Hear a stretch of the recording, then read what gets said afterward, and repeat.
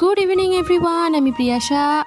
সন্ধে হতেই রেডি হয়ে নিয়েছি চটপট করে। গত মিনি ব্লগে যে বরযাত্রী দেখিয়েছিলাম সেই বাড়িতেই আজকে রিসেপশনের নিমন্ত্রণ আছে। আমি কাকাই ছেলে মিলে বেরিয়ে পড়েছি। কর্তামশাই দোকান খুলেছিল, সেখান থেকে একসাথে চারজনে মিলে চলে গেলাম যে ভবনটাতে অনুষ্ঠানটা হচ্ছে সেইখানে। কাকিমারা দেখছি অপেক্ষা করছে, আর এত সুন্দরভাবে গেটটা সাজিয়েছে না, আমার তো খুব ভালো লেগেছে। এখানে দাঁড়িয়েই পুকুর কটা ফটো তোলা হলো, তারপর সোজা চলে গেলাম ওপরে। আর পুক্কু চলে গেছে আইসক্রিম কাউন্টারে, ওটা তোর সব থেকে ফেভারিট জায়গা। তখনও পকোড়া বা অন্যান্য স্টার্টার এসে পৌঁছায়নি। তারপরে দেখলাম স্টার্টার মেনুগুলো আসতে শুরু করলো, আর সেখান থেকে এক প্লেট চিকেন মোমো নিয়ে নিলাম।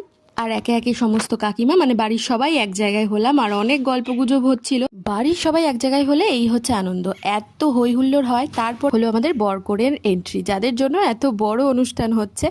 আমরা দেরি না করে খেতে বসে গেছিলাম। এরও রিসেপশনেরও মেনু শেয়ার করব, তবে পরবর্তী ভ্লগে। আর এখানে দেখুন কত রকমের পানের মানে সরঞ্জাম পাতি, আমি জানিও না। আমরা যখন বেরিয়ে আসছি তখন কনে যাত্রী ঢুকলো। আমাদের দেরি করার উপায় নেই, কারণ আগামীকাল থেকে স্কুল কলেজ সব শুরু। আজকের মতো টাটা।